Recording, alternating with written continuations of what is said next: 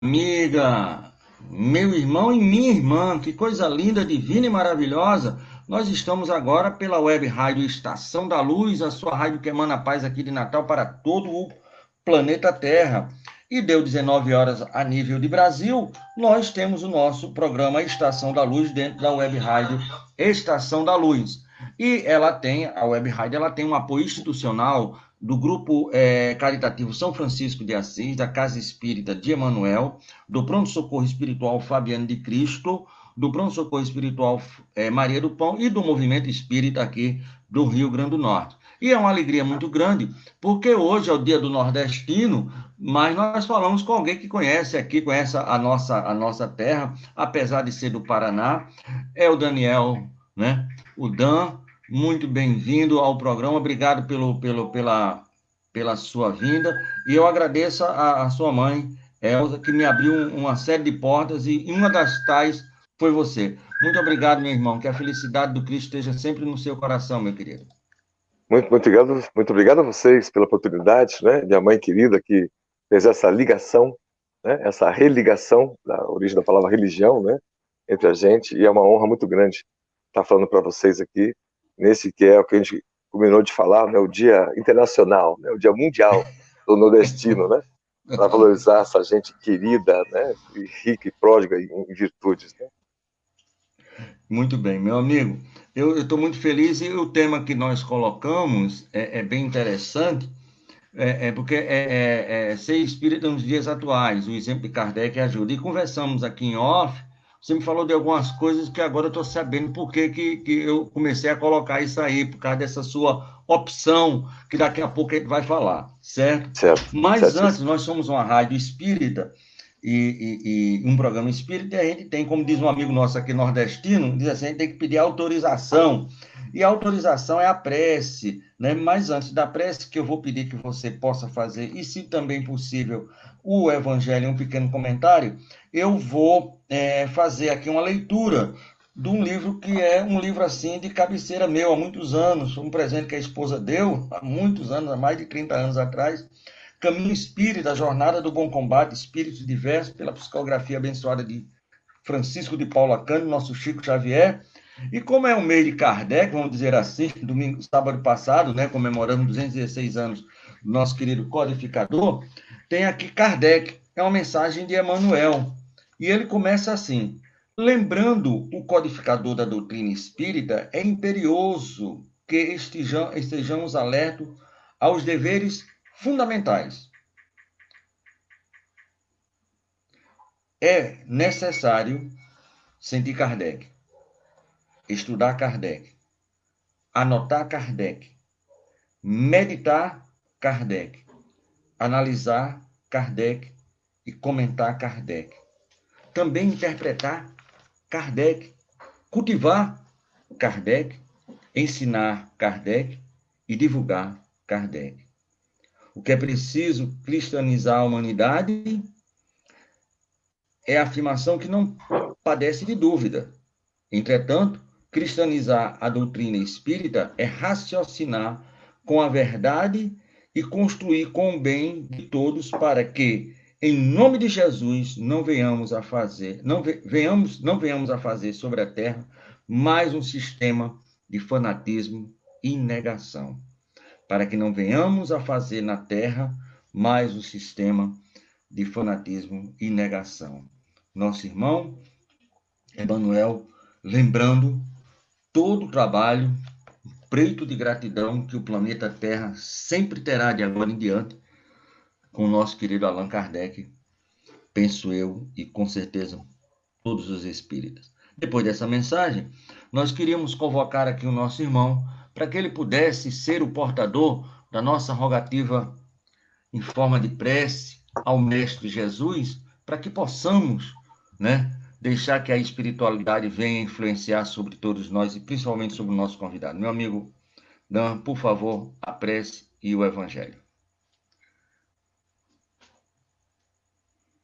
Querido Deus, nosso Pai, nossa Mãe, eterno Criador de todas as coisas, em nome do Teu Filho dileto, governador do nosso mundo, Jesus. Ajuda-nos a seguir teus passos de luz. Abençoa-nos nas horas mais difíceis. Soerguemos-nos, elevando-nos acima dos obstáculos do dia a dia, das dificuldades mundanas. Nosso Mestre querido, nós te lembramos, através de outros espíritos luminares que atendem a cada um de nós em particular, e atendem esse trabalho maravilhoso da divulgação da nobre doutrina espírita que é o Cristo redivivo no coração de todos nós. Nós pedimos que acompanhe-nos nesta hora, nesta noite e por todo sempre. E assim seja. Graças a Deus, meu amigo. O que é que você pensou aí do Evangelho para que a gente possa saborear através da sua interpretação, para que a gente possa começar a navegar nesse mar que é o Evangelho de Jesus e o Espiritismo? Queridos, separei aqui no capítulo 11 do Evangelho segundo o Espiritismo, amar o próximo como a si mesmo. Né? E das 3 extrações que Kardec fez, aqui em São Mateus, tem lá: os fariseus, tendo sabido que ele tapara a boca aos saduceus, reuniram-se, e um deles, que era doutor da lei, para o tentar, propôs-lhe esta questão: Mestre, qual o maior mandamento da lei? Jesus respondeu: amarás o Senhor teu Deus de todo o teu coração, de toda a tua alma e de todo o teu espírito. Este, o maior e o primeiro mandamento. E aqui tendes o segundo, acrescenta Jesus, semelhante a este: amarás o teu próximo como a ti mesmo. Toda a lei e os profetas se acham contidos nesses 2 mandamentos. Esta passagem nós achamos maravilhosa, como são todas as passagens que envolvem Jesus, é claro. Mas essa tem uma questão, um aprendizado embutido, quase sutil. Vi que Mateus e depois também em Lucas, quando tratam deste assunto, vão dizer que eles queriam achar um jeito de pegar um erro de Jesus, né? E assim poder acusá-lo de falso testemunho. Mas quando perguntado o mau mandamento, ele responde: não, amar a Deus sobre, né, sobre todas as coisas, que é a lei mosaica, né, a lei tradicional dos hebreus, a primeira lei. E ele, porém, acrescenta: eu, porém, vos digo, né, de amar ao teu próximo como a ti mesmo. Isso fez toda a diferença, né, na prática de como se ama a Deus, amando o próximo como nós devemos nos amar. E os discípulos, depois disso, ficam confusos, perguntando assim: mas, mestre, quem é o próximo? E essa passagem que está além em outros capítulos, mas a sequência nós conhecemos, é quando Jesus conta a história: descia um homem de Jerusalém a Jericó, né, e foi ali assaltado, machucado, e a passagem do samaritano, que é aquele ser desprezado da sociedade, em geral alguns judeus que se mesclavam, casavam com gentios, gentias, e assim não eram mais puros, e viviam na região chamada Samaria. Então, de nada se esperava de bom dos samaritanos, na ótica desses judeus, os saduceus, os fariseus. E Jesus conta que exatamente o samaritano que parou para ajudar, não sem antes dizer, quase que respondendo a provocação carinhosa: passa um doutor da lei e nada fez, passa um rabino e nada fez. Para ilustrar, fechando o comentário, nos dias de hoje, a gente encontra um senhor, uma senhora catadora, puxando aquele carrinho de material reciclável, se machuca na rua, cai na beira da calçada. Passa um palestrante espírita e nada fez. Passa um pastor, passa um padre, passa um religioso. É como se fosse essa a metáfora que ele estava dizendo. E quem que parou para ajudar a catadora? Um outro catador, uma outra catadora, um morador de rua, uma pessoa simples, que veio lá de dentro da comunidade e atenciosamente parou para cuidar, levou para sua casa, deu abrigo, deu de beber, deu estalagem para dormir, algumas moedas no dia seguinte para seguir viagem. Essa é a história do Cristo. E estamos fazendo aqui um paralelo com os dias atuais. Então ela nunca foi tão atual. E para fechar, Chico Xavier fazia referência a essa passagem do Evangelho, dizendo uma variação da frase, citando Jesus, dizia assim, para nós nos amarmos como eu vos amei, como Jesus nos amou. Ora, como que Jesus nos amou? Né? Plenamente, sabendo perdoar todo aquele que veio buscar cura, sem apontar o erro, sem falar, mas você faz aquilo, você faz aquilo outro, então não vou te curar. Sem distinção. A todos dizia, procure não errar mais, ou não erre mais. A todos dizia, da tristeza dos tristes, a eles que a felicidade verdadeira não é nesse mundo. Que se eles compreendessem que viver nesse mundo, amando o próximo, suportando as injustiças, suportando as divergências, como dizia o Espírito Lins de Vasconcelos, já quando vivo, divergir sim, dissentir nunca.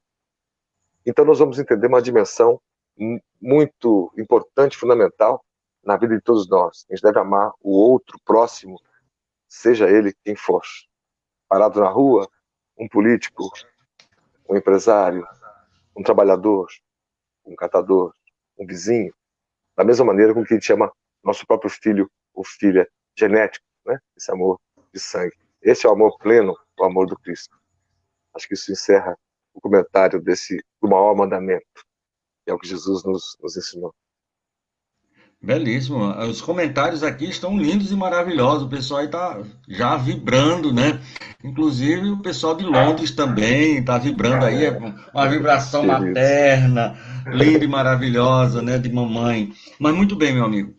E quando você escolheu esse tema, me permita fazer só um adendo, e quando você enveredou pela parábola do bom samaritano, eu acho que de todas as parábolas de Jesus, essa é a mais emblemática, porque você disse bem, o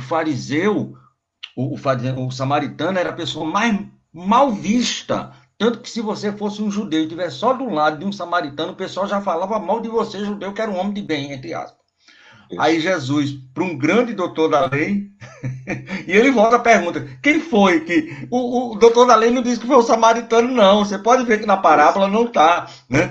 Porque, ó, eu acabo que eu desprezo que ele disse que é o bom, é para dar nó na cabeça da gente, né? Isso. Falar na cabeça da gente. Ser espírita nos dias atuais é você estar andando ali naquela estrada que Jesus falou, um homem descia, né? Naquela estrada que liga Jerusalém a Jericó. Quantos estão andando ali? É aquela estrada ali que nós, nos dias atuais, estamos mais ou menos andando? Sim, e sem dúvida. A gente está tendo a oportunidade de viver, no conceito entre nós, espíritas, num mundo em transição. Né? De um planeta de provas e expiações para um mundo de regeneração, num processo que pode levar décadas, mas estamos vivendo esse período. Previsto por Kardec, né? Comentado por espíritos, por Chico Xavier, por Emmanuel, e de bastante dificuldade, pressão, a luta do materialismo, as diferenças religiosas, as guerras econômicas. E se nós traçarmos um paralelo dos dias atuais, para aquela época, você tinha as dificuldades econômicas, o Império Romano, né, torturando, embora respeitasse as religiões, mas a cobrança severa de impostos e tomada de terras, as discussões religiosas, um apontando para o outro, naquela época. Né? As dificuldades são semelhantes em relação à natureza humana. Diferem, evidente, nas tecnologias, nas roupas que usamos, mas a lógica moral é a mesma, os conflitos são os mesmos. A maior história de transformação do Evangelho, segundo Divaldo Franco, é Maria de Magdala. É uma história belíssima. E que o ser humano, por não entender que é possível a gente se evangelizar, se cristianizar de verdade, né? Buscando mergulhar na essência do que Cristo deixou de mensagem, a gente sempre fica achando historicamente, né, histórias, né, como os filmes que relatam que Maria de Magdala teria sido esposa de Jesus, porque a gente consegue imaginar seres que estão além das questões, das questúnculas do dia a dia e da matéria. Então a gente vive conflitos e os espíritas e as pessoas hoje em dia, cristãs, são os primeiros cristãos. Porque nós estamos tendo a oportunidade de refazer, de reviver, porque é assim que Kardec chamou a doutrina espírita, né? O cristianismo redivivo. Veja que não é o cristianismo, com a devida licença aqui, daquele criado formalmente no Império IV, pelo imperador Constantino. Constantino, Ali foi isso. criada uma instituição religiosa. Não é essa que nós estamos revivendo. Nós estamos vivendo o cristianismo primitivo, aquele de Estevão, dos primeiros cristãos, de Paulo, que não entendia aqueles primeiros cristãos e perseguiu muitos, julgou muitos, até a sua própria conversão. Saulo para Paulo, na história de Paulo e Estevão. Né? Aqueles primeiros mártires, todos, que se reuniam embaixo das árvores para falar de Jesus, como são nossas palestras públicas, sem as formalidades, sem os rituais. Não havia cálices, não havia... Quando havia vela, era para iluminar, mas naquela época era de candeeiro, né? Não era nenhum ritual. Eles eram perseguidos nesses primeiros anos e se reuniam, e eu pude conhecer, graças à minha mãe, as catacumbas debaixo da terra, onde eles se escondiam, para se reunirem, para um trocar ideia para o outro. Não havia livros, né? Não havia como trocar informação. Entendendo isso, uma passagem como essa do Bom Samaritano. E aquela pessoa simples, excluída, se via, de repente, alguém muito, que pudesse ser muito importante para Deus, para Jesus, nesse caso, que era a referência, porque entre os humildes são os bem-aventurados, entre os simples, Jesus dizia. Então, é como se Jesus dissesse às pessoas todas que sofrem, as comunidades, os esquecidos, os garis, os catadores, dizendo: suportai, amai-vos. Né? Embora vocês estejam sendo achatados, né, pelo sistema social que a gente vive, né? Sistema econômico que a gente vive e assim por diante. Né? As pessoas que mais precisam, que passam fome no Brasil, né? Esses 40 milhões de pessoas que estão na linha da pobreza, é muita gente, é muita criança, é muito jovem. Nós estamos tendo a oportunidade de reviver os passos dos primeiros cristãos, com a diferença de que ninguém vai nos jogar pedra. Né? Hoje em É dia, quando alguém verdade. faz uma ação social, até tirar foto que faz bem para a imagem, no marketing, uma celebridade, né? Abre uma ONG, faz uma doação, é até o contrário, que naquela época era espontâneo. Ninguém recebia para falar de Jesus. Nesses 4 primeiros séculos de cristianismo, os bispos eram aqueles que conheciam mais ou conseguiam ter uma cópia de alguns dos evangelhos, né? Mas não era um título de nobreza, era tão somente um nome para que a região pudesse ter uma referência. Nessa região, quem que é a pessoa que pode me falar sobre Cristo? Ah, procura o senhor tal, a senhora tal, é o Barnabé, né, lá para Paulo, né? E as pessoas trabalhavam, tinham suas profissões. No fim do dia, no cair da noite, se reuniam sob a luz que era colocada por cima, né, do alqueire, para não ficar debaixo, era para iluminar todos. E A ali todos. conversavam essas coisas. Nós estamos tendo a oportunidade de reviver isso, né? E de acertar dessa vez. Não precisamos de templos grandiosos para falar do Cristo. Precisamos só do outro. Né? Muito bem, adorei essa sua parte final. Acertar dessa vez, que a gente precisa acertar dessa vez. Está aí a mensagem que eu abri aqui e vejo também o Emmanuel dizendo: a gente não pode fazer o que fizemos de novo. Dessa vez a gente vai, vamos Sim, acertar, vamos sim, acertar. sim. Você falou aí de Paulo e Estevão, e eu acho o seguinte, porque Paulo matou Estevão. Uhum, Não tem como você botar um pano nisso aí. Mas você uhum. veja o que é o Cristo dentro de Estevão, que depois ele só. Mas deixa, Jesus, eu sei, mas eu posso ficar como mentor dele, ajudando-se. Esse é a Isso, essência, né? isso, Tanto que lá no final, Paulo já diz assim: eu não sei se é o Cristo que vive em mim ou eu que vivo no Cristo. Muito por isso, causa de Estevão, não é isso, querido? É isso, isso que é o isso, Espiritismo hoje? isso. Isso, olha, essa figura de linguagem que você criou é divina. Como se Estevão fosse o médium entre o Cristo e Paulo, fosse o É, intermediário, fosse a ponte, fosse o que fizesse a religação de Paulo com a verdade do Cristo, né? E a doutrina espírita é para a gente representada pelo centro espírita, mas não pelo local centro espírita, né? A filosofia, a gente evitar o erro que nós cometimos na Idade Média, que aí no centro espírita assistir uma palestra, tomar um passe, mas continuar errando da mesma maneira no dia a dia.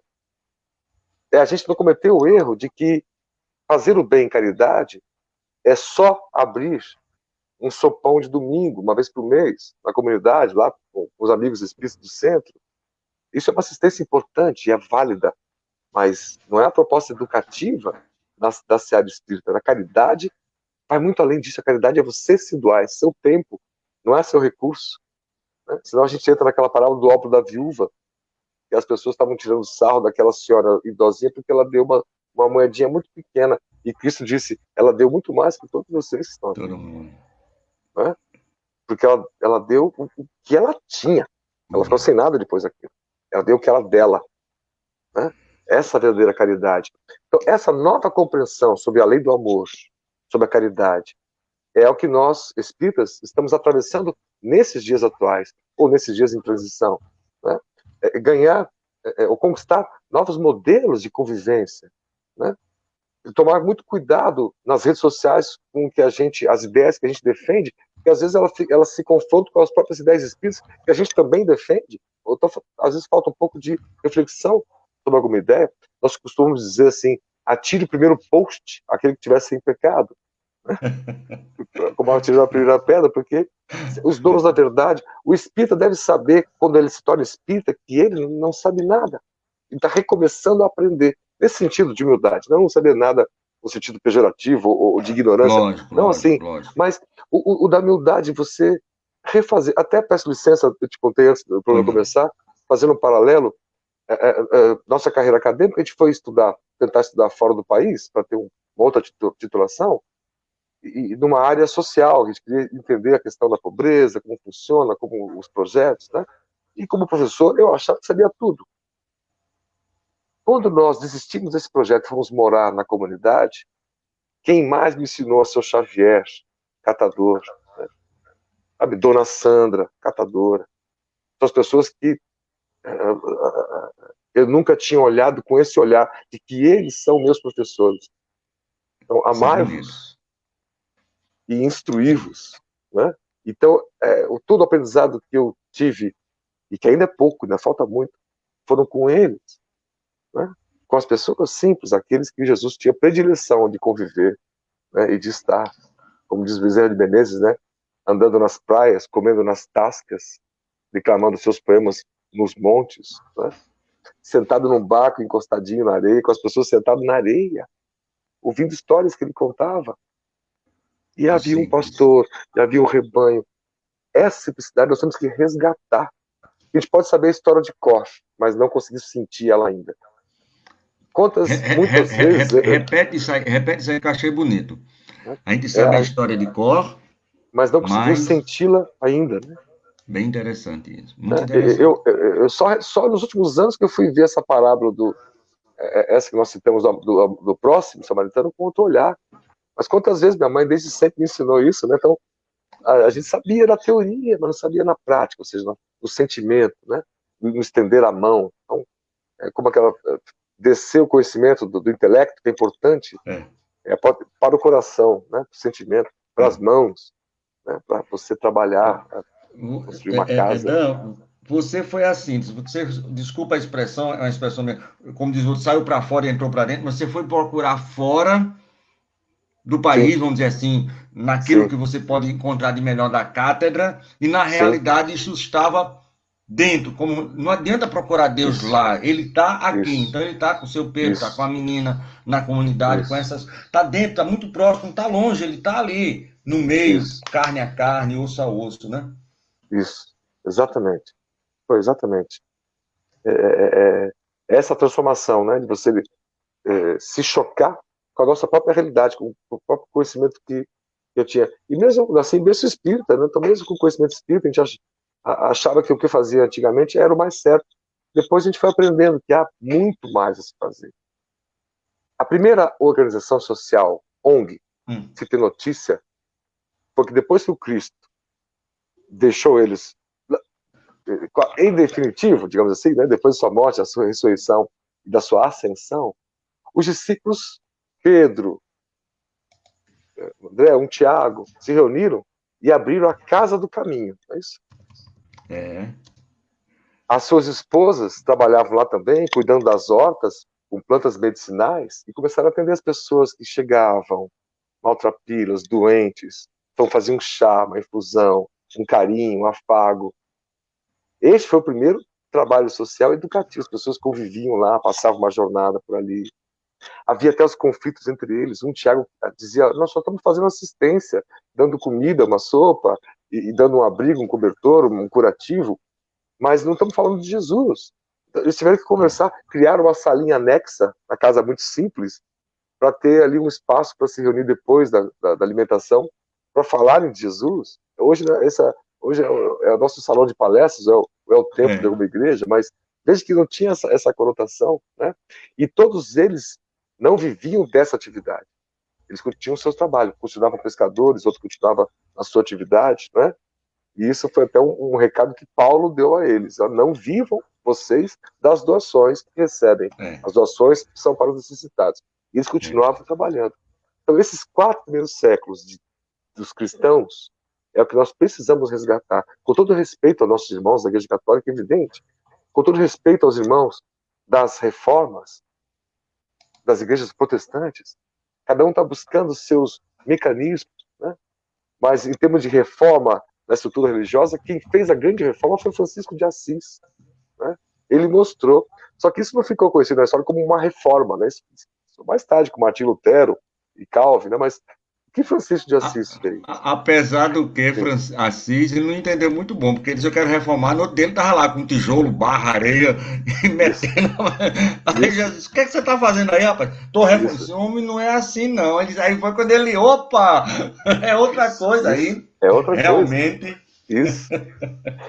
Isso mudou a vida dele, tanto que a Porciúncula, né, a igrejinha de Francisco de Assis, é uma coisa diminuta, parece um amontoadinho de pedras, porque não precisa mais do que isso, é para brigar da possível chuva do vento. É o que precisava, é o que o Francisco de Assis fez: o contato com a natureza, o amar a natureza, a planta, os bichos, os animais, os outros, as outras, né? Então essa entrega de viver plenamente fez dele, segundo Divaldo, talvez a maior alma depois de Jesus que tenha passado pela Terra, né? Então os exemplos estão aí.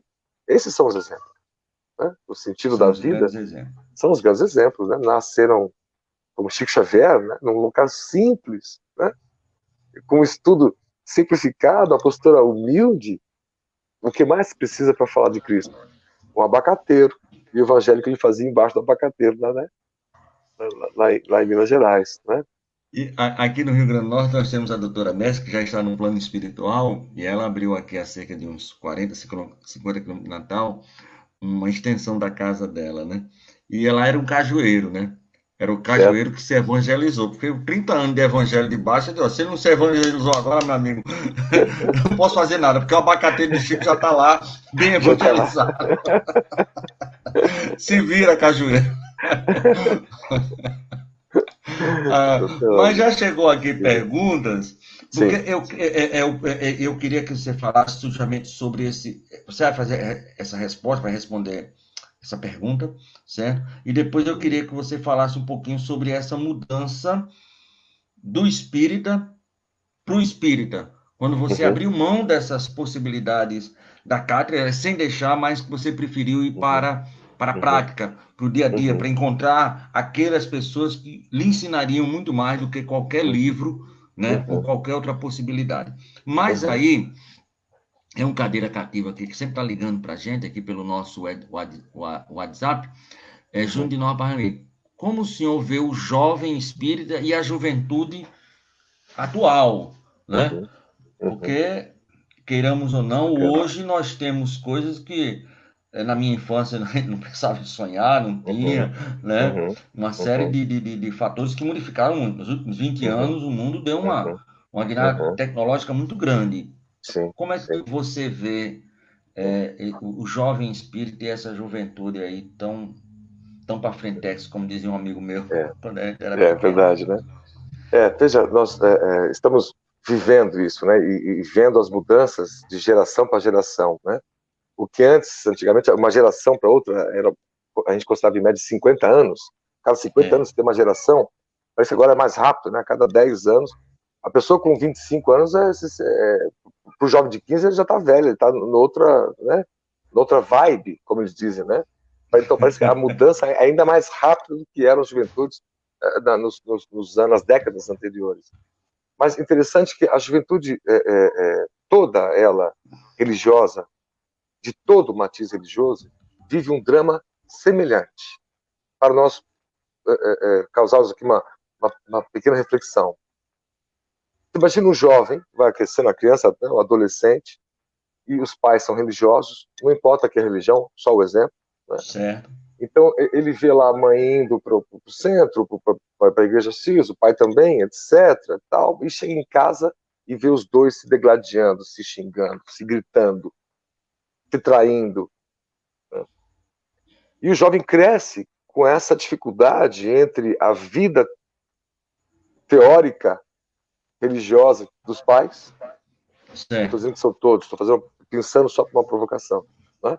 lógico. Dos dramas de um casal normal, que às vezes deixa extrapolar suas diferenças na frente de crianças, na frente dos seus filhos, jovens, que vão crescendo com essas tensões todas, além das tensões do mundo.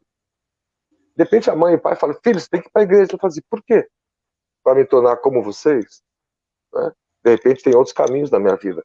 Veja que essa resposta é bastante forte que nós estamos colocando. Porque isso são histórias Certo. ouvidas de jovens, em pesquisas São feitas. histórias reais, Reais, queiramos reais. ou não, são reais. Isso. Eu não quero ser religioso porque eu não quero ser igual a minha mãe, não quero ser igual ao meu pai. A resposta de alguns jovens. Né? Ou de religiosos, né? Famosos. Né? A história está cheia de dificuldades no seio da religião. A gente pode imaginar, como espíritas que acreditamos na reencarnação, de entender que por muitos anos, quase séculos, não cristãos eram assassinados por cristãos, nas cruzadas, etc. A pessoa tem na sua memória inconsciente ela sendo assassinada por um cavalo com uma cruz no peito. Então, as pessoas nascem com um Receio. certo receio. Porque você, né, Deus, religião, Jesus, nasce com isso. Fora a, a diversão que fizeram, verter, né, é uma versão, diversão, uma outra versão, que serve para a gente não prestar atenção na versão original.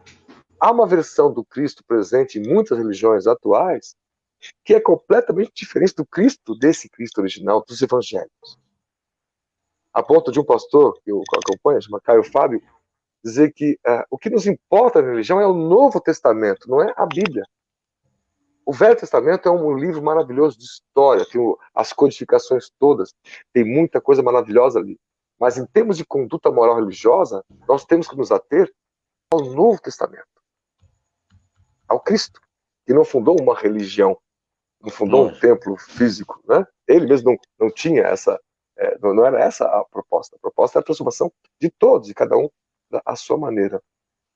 Então o jovem está vendo essas mudanças todas. Muitos se afastam por temor do que veem o que os outros, né, andam fazendo em nome da religião.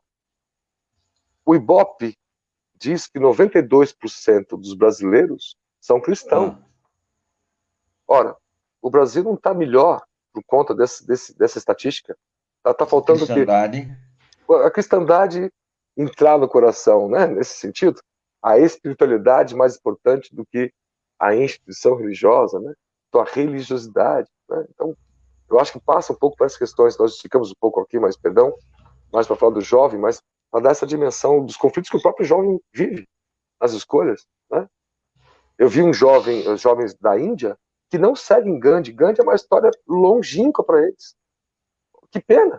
Um dos Que missionários do pena, Cristo, né? que pena. E por quê? Porque eles disseram assim que não deu em nada. Os poderosos sempre ganharam, a corrupção sempre ganhou. É um país muito corrupto, a Índia, tanto como aqui, mas lá talvez até mais.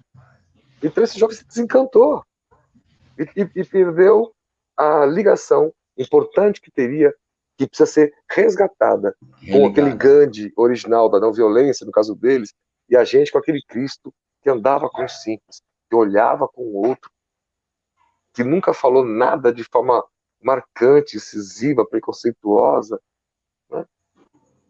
Nunca vendeu Muito ouro, bem. nunca vendeu dinheiro, nesse sentido. E ele dizia assim, não tem uma pedra para recostar a cabeça, né? Sim, Certa vez ele asseverou isso, sabe? sim, sim. Mas muito Isso. bem, falar em pedra para não recostar a cabeça, o que levou, de fato e direito, você a largar o exterior e a penetrar dentro de você para encontrar essa possibilidade da comunidade, de conviver, de fazer um outro trabalho diferente, de um aprendizado e de um ensinamento que você agora vai trazer para nós e de falar aqui para o grande público, que está tanto pela Web Rádio Estação da Luz, né, como também pelo Facebook, saboreando todos esses seus pontos de vista, todos esses seus ensinamentos, meu querido. Bom, Cris, eu devo à minha mãe, a Elza Ross, a parte boa de mim do que sou, né? E a parte não boa devo a mim mesmo, né? Eu sou o causador e a consequência é toda Olha, minha. eu estou ouvindo aqui o pensamento dela dizendo, não é assim não, é tudo bom. E da parte boa dela, o fato de ver ela sempre ligada ao movimento espírita, e depois da desencarnação do meu pai, quando eu tinha ali para 18, para 19 anos, então, 30 anos atrás, né? É, ver ela mergulhada no trabalho foi para mim uma grande inspiração, né? Hum, Mas mais de fato, anos mais à frente, que dá vontade de ter uma organização social, né, que atendesse a educação. A gente fazia os trabalhos sociais na casa espírita, era um domingo por mês no hospital, né, ia lá tocar violão, reunia a sim. cesta básica, ia cada vez num abrigo, etc., até eu vi num orfanato a criança dizer assim: vocês não vão voltar. Aí a pergunta pegou de surpresa, sabe aquele negócio que você vai, uma vez por ano, o centro espírita doa uma instituição, né? É, Comida, brinquedo e tal. E aquela criança falou: você não vai voltar. E aquilo nos aquilo me chocou marcou, aquilo lhe chocou, demais. impactou Claro, mesmo. sim. Eu percebi que eu estava fazendo essa atividade de caridade, e quem me chamou a atenção uma vez foi uma bronca do Raul Teixeira, meu querido, me fez aniversário agora ontem, né? Estavam postando, né? Uma vez o É, Raul dia lá 7, né, nascer, se eu não me engano, né? foi, É, o bom, antes de ontem, dia é, carioca. a gente dizendo lá em Curitiba, na Sociedade de Renovação, que estava indo fazer a caridade no hospital, Ah, e ele corrigiu: opa, vocês não estão indo fazer caridade. Quem faz a caridade são eles que estão lá e recebê-los. Os rancenianos, os moradores lá eram rancenianos, pessoas que moravam lá há 30, 40 anos, na época que eram obrigados a se esconder, quem tinha o mal de Hansen, como se chamava lepra antigamente, né? E aquela chamada de atenção do Raul, claro que mexeu com a gente, claro, é verdade, eu não estou indo fazer caridade. Quem faz são eles que vivem esta vida difícil, lutam e chegam lá e estão sorrindo pra gente. Gratos por receber alguma coisa, etc. Não estão nem envergonhados em receber alguma coisa, ou de ouvir uma música nossa, etc. Então, essas questões, nós juntamos tudo para, com perto de 40 anos de idade, decidir não estudar mais teoricamente o assunto ser humano e pobreza e seus dilemas, né? E sim ver um pouco de perto. Então, a gente decidiu ah, mergulhar um pouco, fomos morar na comunidade, e a proximidade ao longo dos anos com essas pessoas todas, com os catadores em especial, foi o que me transformou, né, a visão que eu tinha da própria doutrina espírita, e percebi muito mais o quanto ela é maravilhosa, porque o quanto ela aproxima desse Jesus, hum. esse Jesus, né, que dizia: não vos preocupeis com o que há de vestir, com o que há de comer, olhai os lírios do campo, não vestem eles coisas mais bonitas que nem Salomão em toda sua glória vestiriam? Essas passagens ganham uma nova conotação nesse aprendizado, com essa riqueza de trabalhar pela educação. O grande espírita, Lins Vasconcelos, que nós já citamos aqui hoje, foi um lutador dos anos 50, 60, para que o movimento espírita ajudasse na alfabetização. Petização. Ou seja, todo dia. Ele tinha esse propósito Isso, firme. Ele não firme, arredou sob isso, hipótese nenhuma enquanto encarnado. por dentro do movimento espírita. Ou seja, como É, é que você alfabetiza uma criança? Segunda, terça, quarta, quinta, sexta, aula todos os dias, não é só aula de domingo. nem muito menos um domingo no mês, terceiro domingo do mês. Tem que ser todo dia. Os templos religiosos têm que se transformar em escolas. Por quê? Porque elas são escolas. Né? E podem ajudar naquela parte da tarde, que um centro espírita está fechado. Se tem voluntários, frequentadores da própria casa, um vai lá e dá um reforço de matemática, outro vai lá e dá um reforço de português, reforço de ciências. Pedagogia do afeto, que é Pestalozzi, onde Kardec aprendeu quando ele era um garoto, Hippolyte Leon. Bebeu nessa fonte, né? Bebeu nessa fonte, pedagogia do afeto. É o nome da técnica. Veja só como ela é perfeita para a gente aplicar. Então, resumindo, acho que foi esse a vontade de vivenciar a doutrina espírita, né, com nossas limitações todas, amparadas aí pela minha mãe, pelo exemplo que ela foi, o próprio Raul Teixeira, o próprio Divaldo Franco, Florencio Anton, em Salvador, mora na comunidade, é um pesquisador, um médium, né, querido. Essas pessoas todas são fontes de inspiração para a gente aprender, né, não só a calçar a sandália de humildade, não é essa a expressão, né, mas a viver como os franciscos viviam, de forma humilde e simples, né? É verdade. Chegou aqui, meu amigo, enquanto você falava disso muito bem, certo? É uma pergunta. Mas eu sempre me perguntei, e durante muito tempo estudei, por que que Jesus, porque lá no Evangelho, quando você falou do óbolo da viúva, tá, ele passou o dia todinho no templo em frente ao gasofilar. Eu ficava pensando, por que que um ser da qualidade de Jesus iria ficar um dia todinho observando isso? Que ele também era um observador, para que ele pudesse tirar dali um ensinamento. Quer dizer, que coisa Perfeito, maravilhosa. Era para eu falar isso? Eu perfeito. fiquei tão entusiasmado que eu não vou querer cortar a fala dele, não. Poxa, Mas perfeito. Nossa, ótimo, maravilhoso exemplo, verdade, né? aí aqui chegou uma pergunta do nosso irmão, é a primeira vez que ele pergunta aqui. Juvencio, de Santarém, um bairro aqui. Entre a teoria e a prática, quais as maiores dificuldades enfrentadas pelo trabalhador espírita, né? E na teoria, né, a gente revoluciona o mundo ontem de tarde, né? Uhum, uhum, E a prática, e como é que isso, vai ser esse negócio? isso. Eu acho que esse resume um pouco, né, do grande desafio de todos nós, seres humanos, como missão, como atividade aqui na nossa reencarnação, né? É a gente transformar coisas que nós já sabemos, ou seja, no campo teórico, em ações práticas, em sentimento, né? Essa é a grande dificuldade. Há um livro do economista antigo, João Milbeck, que dizia: na teoria a prática é outra. Ou então, quando a teoria e a prática são muito diferentes, cuidado, ou uma ou outra estão erradas. Quando a teoria e a prática estão muito diferentes, ou uma ou outra estão Ou as equivocadas. duas, ou as Ou as duas. duas, ou as duas, né, equivocadas, né? Então, é claro que viver aquele jovem que chegou para Jesus e falou: quero te seguir. Jesus sim, falou: pois, me segue. Né? Ele falou: mas eu só preciso correr mais uma vez naquelas coisas de biga, não é isso? Que biga. Ele falou: amanhã poderá ser tarde. O que eu devo fazer? Vá, venda tudo que tens, doe aos pobres e me segue. E ele falou: não, eu só vou fazer essa outra coisa, depois eu vou fazer isso. Né? E foi tarde demais. Então Jesus sabia que ali não haveria tempo, era chegada a hora. Né? Então é chegada a hora da gente não mais tergiversar, interpretar, não há interpretação, ele já nos explicou que fora da caridade não há salvação. Nossa dificuldade está com a palavra caridade. A gente ainda atrela a doação, a esmola, a roupa que não nos serve mais.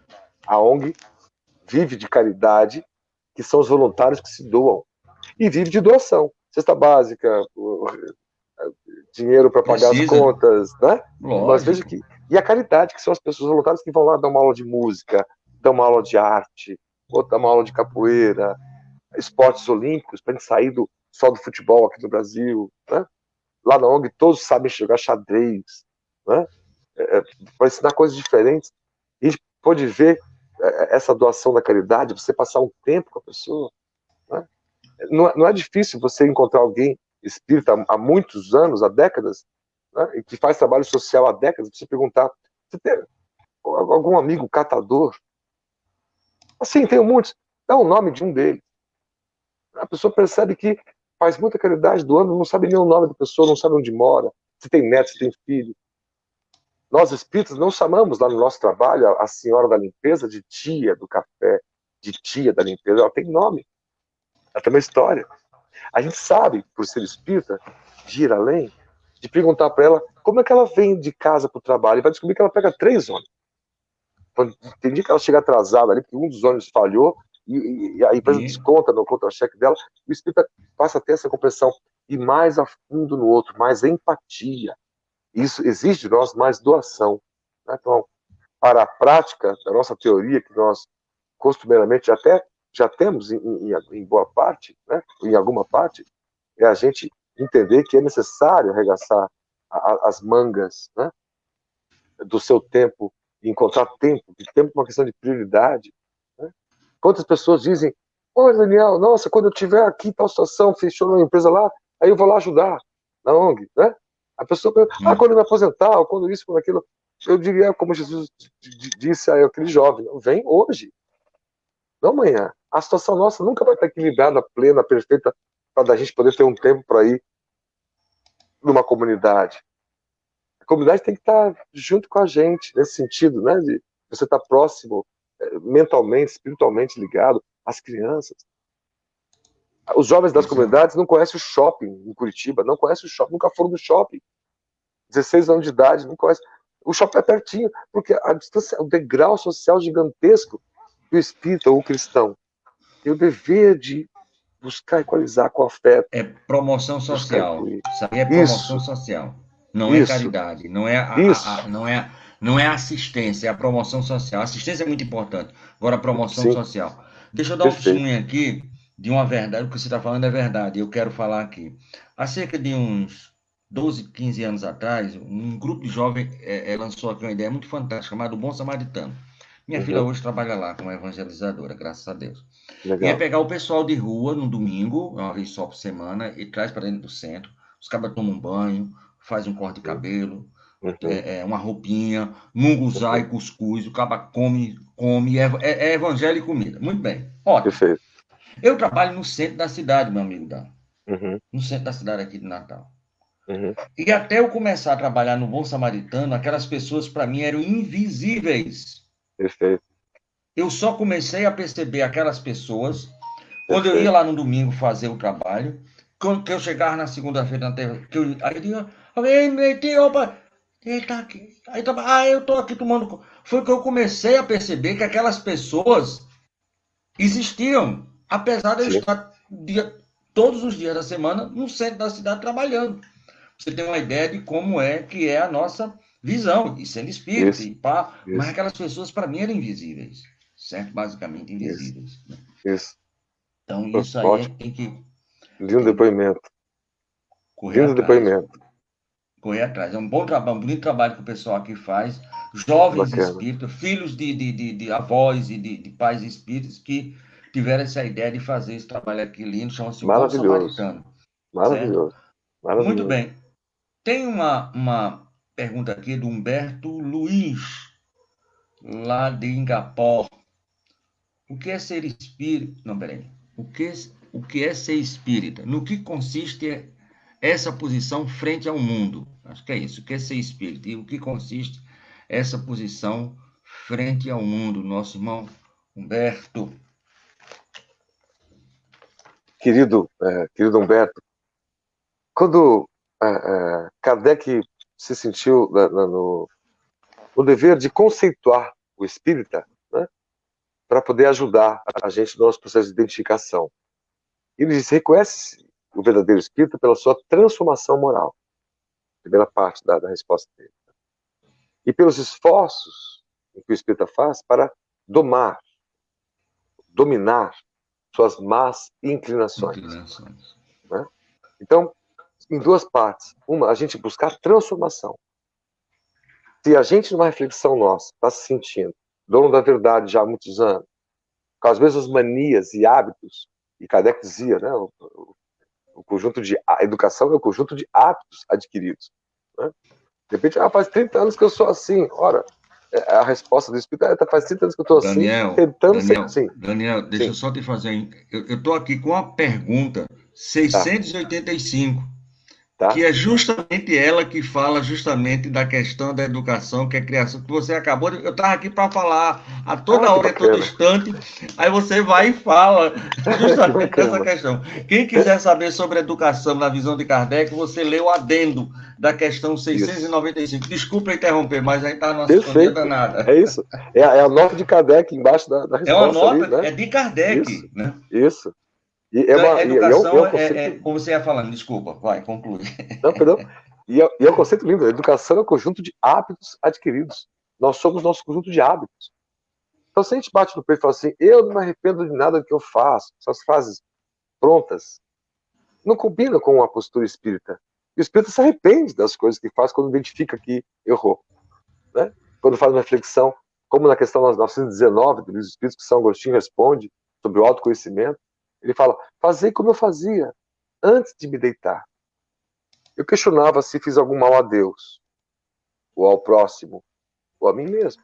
Uma reflexão de 5 minutos. E ele passava aquele, sabe, para ver se eu não elevei o tom, não magoei alguém, não acusei falsamente, acabei não ferindo. Preciso voltar, reconhecer, ter humildade de reconhecer, pedir desculpas, né? Ou de reparar o erro. Né? Isso é fundamental a gente então perceber, né, que o espírita está nessa transformação e no esforço para domar as más inclinações. O espírita sabe, porque sabe da reencarnação, que a gente traz de outras vidas inúmeros vícios, inúmeros erros, e alguns têm que ser expiados para a gente poder aprender de forma completa. Né? As dificuldades, os obstáculos do dia a dia são todos indicativos, né? Possibilidades da gente se melhorar. Quando alguém diz assim, puxa, mas na minha vida tal coisa não deu certo, tal coisa não deu certo, outra coisa não deu certo, por que será, meu Deus? A resposta de Deus é, porque é isso que você precisa, meu filho, superar essas adversidades. Daí virá um aprendizado que mais à frente você dará valor. É isso que nós precisamos. Né? Sabe que, É real, depois não, é real. Tem uma né? amiga nossa aqui que há uns 5, 6 anos atrás ela pediu no final do ano paciência, sabe, Dan? Sim, Eu queria sim. paciência esse ano, eu queria ter paciência, que eu sou tão agoniada. Aí ela disse, Tavares, dia 2 de janeiro, minha irmã trouxe um sobrinho para ficar com ele. E ela disse assim, Tavares, olha, não era o capeta não, mas era o primeiro secretário dele. Foi aprender Aí eu na fui e falei, marra. mas Deus, eu queria paciência. Aí ela parece que eu vi isso. Isso, Melhor do que isso eu não posso arranjar, não, minha isso, filha. É pra você treinar.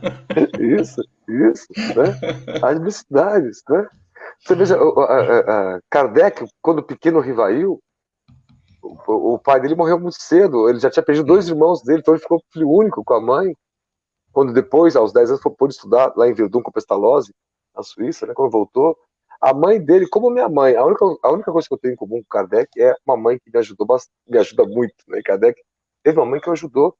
E Kardec, ele também era professor, abria seus liceus, suas escolas, publicava seus livros, mas o aluno que não pudesse pagar, como o Pestalozzi fazia, ele não cobrava. Também. Então, uma escola faliu, não deu certo. Ele teve dificuldades financeiras a vida toda. Ele com a Amélie Boudet. Né? Não puderam ter filhos. Interessante, até o fato de não ter filhos, e se dedicarem à educação e à literatura, no caso da Gabi, como eu chamava a Amélie Boudet, de forma plena. E uma lição maravilhosa dali. Kardec só foi se tornar espírita, nesse sentido de compreender a doutrina, pouco antes de 60 anos de idade. E em 12, 13 anos, codificou toda a doutrina. Então, para nós, outros, que vamos chegando à idade mais à frente, achando que a gente não tem mais a contribuir, pelo contrário. Ainda no primeiro semestre, fiz uma cartinha de agradecimento a uma aluna que se formou em pedagogia, onde eu trabalho aqui. Ela com 71 anos de idade, formada em 71. pedagogia, 71. E aquilo para mim foi um aprendizado maravilhoso. Você vê, então, claro que nunca é tarde, né, para começar aí. E Kardec teve esse exemplo. Ele viveu as dificuldades, né? Chico Xavier, as dificuldades a vida toda. Dificuldades de ordem pessoal, ataques às pessoas. Então, a gente vive de superar as dificuldades. Então, Jesus nos preparou no Sermão da Montanha para isso. Né? Bem-aventurados que sofrem perseguição por causa da justiça, né? Serão consolados, herdarão o mundo, né? Estarão ao lado dele. nesse sentido de a gente entender, sem reclamar. O dinheiro, a falta disso, a falta daquilo, é pegar esse Jesus ali do começo, esse que a doutrina espírita com Kardec resgatou pelo Evangelho, e agora, nesse mundo de transição, a gente nunca tem refletido tanto nas nossas casas sobre quem nós somos. Quantos casais não estão se degladiando na pandemia? A gente tinha tanto tempo para fazer nossas coisas, agora com o tempo a gente não consegue fazer nada do que a gente havia prometido. Então a gente foi se deparando com nossas amarras, nossos grilhões, né? E a proposta de a gente se edificar pela doutrina espírita é isso, é reconhecer o que eu posso fazer hoje, já, de imediato, começar a mudar o jeito que eu tenho de olhar as pessoas, de olhar a política, de olhar a filosofia, de olhar a ciência, de olhar o outro, né? De olhar o bairro, e implantar essas mudanças que são fundamentais para esse mundo que está por vir aí.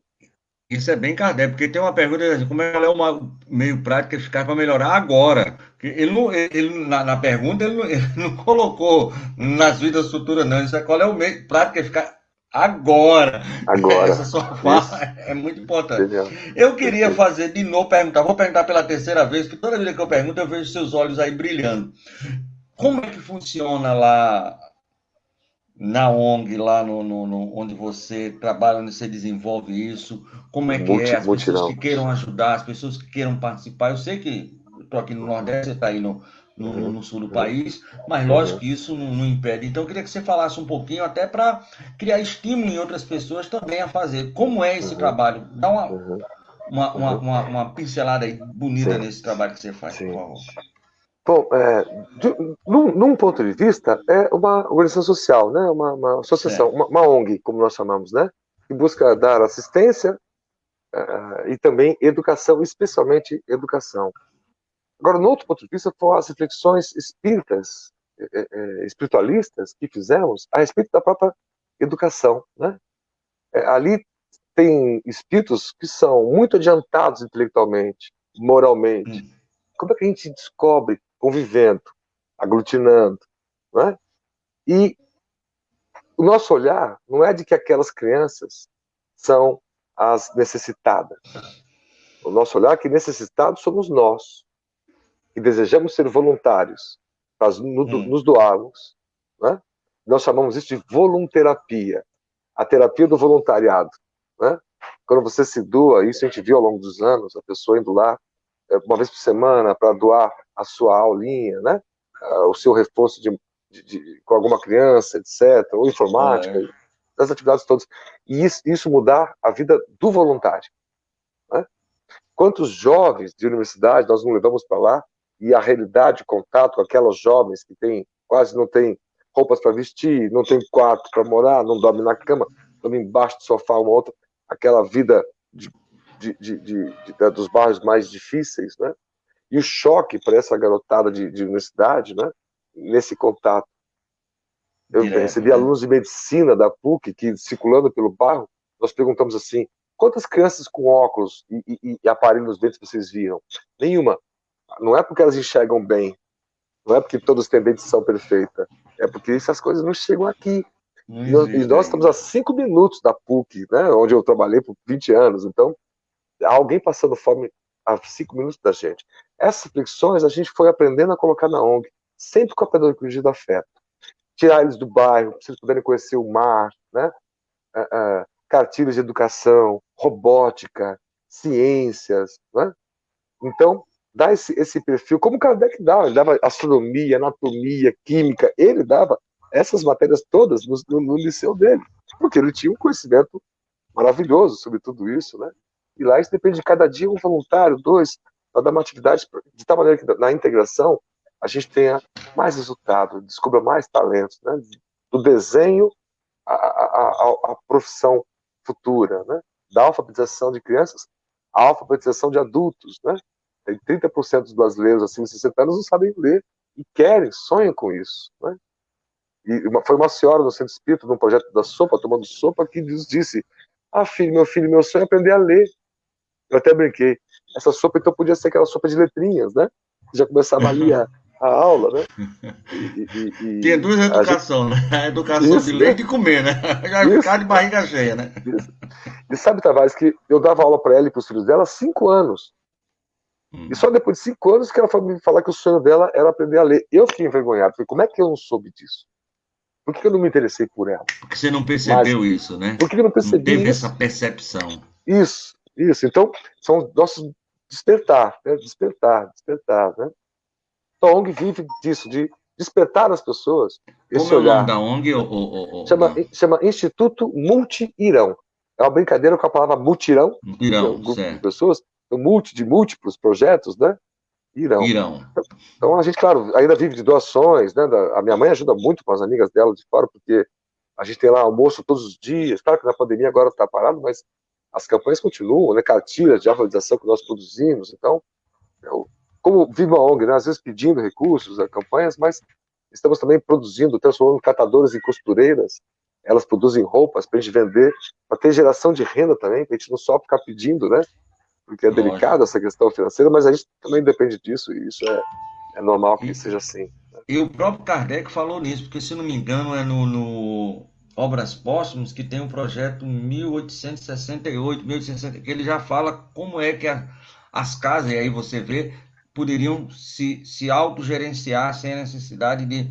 Então, o Isso, homem pensou em tudo, viu, meu amigo? isso, verdade, verdade, é fantástico, né?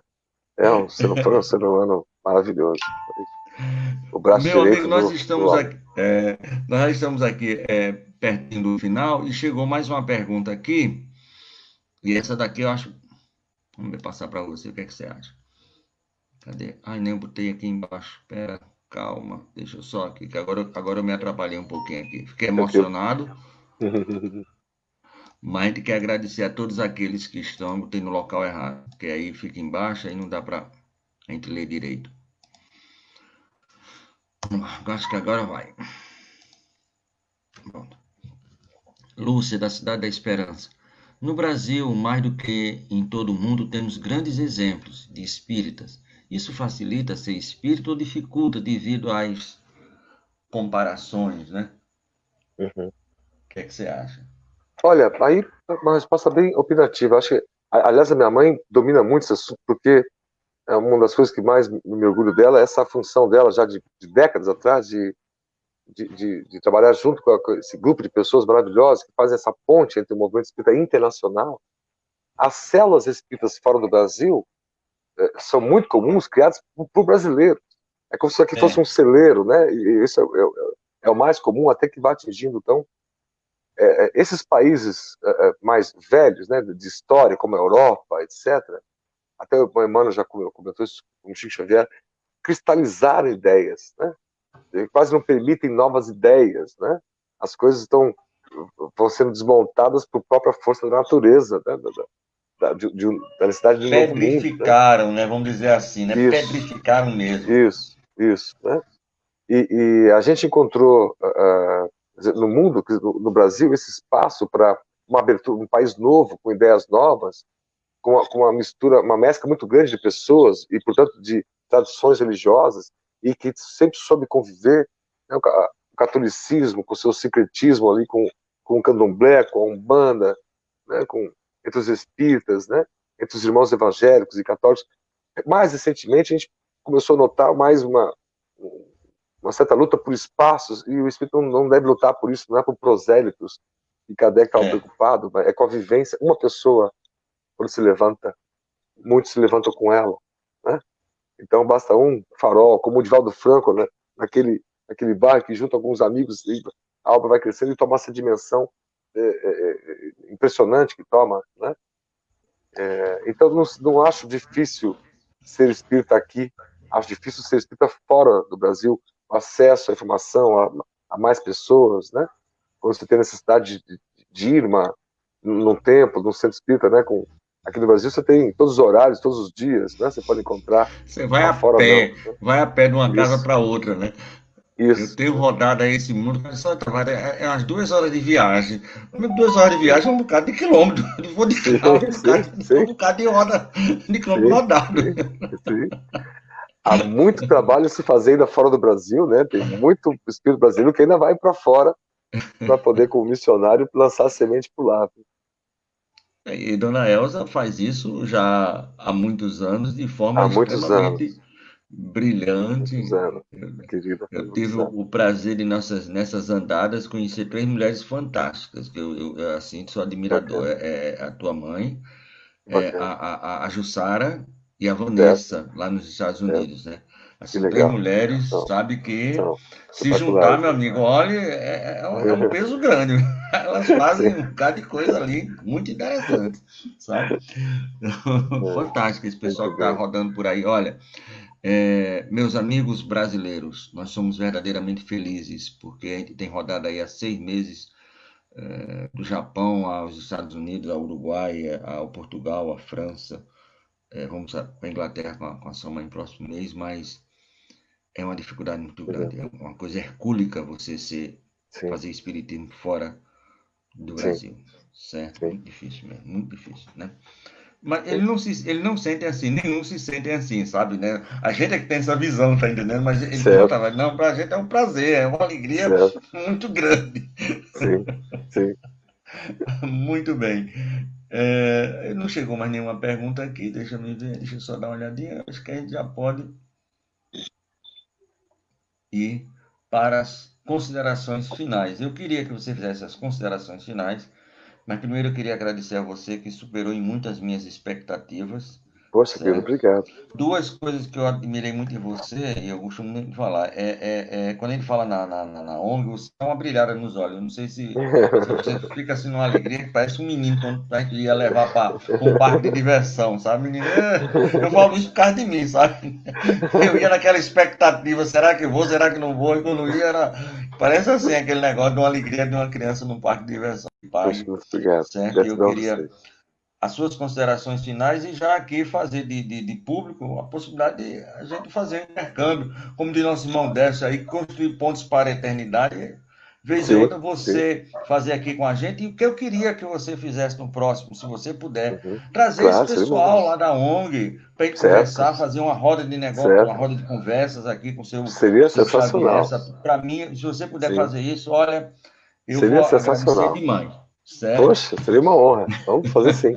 Vamos fazer sim. Você não trouxe o violão, né? Ou tá aí? Não, tem um aqui, mas tem duas Não, cordas. deixa eu Ontem eu dei fazer um o violão para um seguinte. Olha, sobrinho. Pois eu, é, eu vou fazer anúncio da rádio, vai sim. dar tempo. Eu vou Tá, fazer anúncio tá, da rádio, vou ler. tá, Enquanto isso, eu vou botar aqui. Aí tá. você vai lá e pega o violão, porque eu sei que você também é das cantorias. Então, Sim, deixa mas eu botar eu. aqui. Não se Muito, muito preocupa. amador, viu? Não vou atrapalhar vocês Não, mas não no, se preocupe, não. tá com trechinho. Então vamos lá. Então, antes de tudo, eu queria Sim. agradecer a todos aqueles que entraram pelo Facebook, também, lógico, vieram aqui pela rádio, que já são. Então, deixa eu botando aqui o nosso querido Paulo, muito obrigado, a Ângela, né? Boa noite, abraço fraterno aqui da Califórnia, minha amiga, um abraço grande. Precisamos fazer uma entrevista com você, Ângela. Se você puder, certo? Manter contato, a gente agradece. Minha irmã Elsa, que possibilitou tudo isso. Eu tinha uma viela aqui na nossa rádio, ela abriu uma avenida com 4 indo e 4 voltando. Foi só por causa de Ah, sua mãe mesmo, certo? querido. Delcio, meu amigo Delcio, lá de São Paulo, que faz programa aqui com a gente, né? O nosso irmão Elias,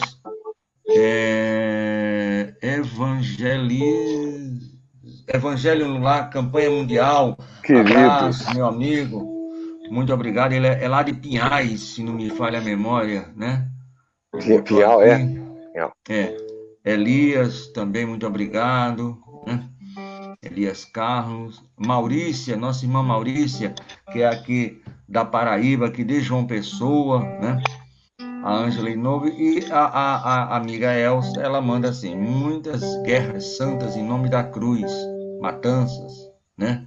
Não há dificuldade em essa consciência coletiva, mas muitos nativos de países aqui da Europa têm corações voltados ao Uhum. ensino de Jesus. A Europa, de uma forma geral, ela sofreu muito por causa dessas possibilidades religiosas, né? Então, a Sim, Europa sim, é o povo europeu, de uma forma geral, e a Europa, mais do que as Américas, sofreram. Mas sim. nós queremos aqui falar que hoje nós tivemos o nosso irmão Daniel, certo? e que, deixa eu só voltar aqui, nós temos na Web Rádio Estação da Luz, toda segunda e toda sexta-feira, a partir das 8 horas da manhã, nós temos o programa Espírita nos Domínios da Mediunidade, com o nosso irmão Amadeu Ferreira e Renato Bezerra, que, como o próprio nome está falando, trabalha toda essa questão da mediunidade com perguntas e respostas. É um programa super interessante, Amadeu com um cabedal de conhecimento gigantesco e o Renato também. Então, é um programa brilhante. Segunda e sexta, sempre às 8 horas da manhã. Na terça e quinta, nós temos o programa Espírita Construído Pontos para a Eternidade, com esse casal aí lindo, divino e maravilhoso, Delcio e Marília, lá de São Paulo, né? Então, na terça-feira, há o estudo do Evangelho segundo o Espiritismo, e quinta-feira, hoje, tivemos o estudo do Livro dos Espíritos. E na quarta-feira, às 8 horas da manhã, nós temos o programa Espírita, Filosofia, Ciência e Moral, com o nosso irmão Alexandre Santos e a sua equipe.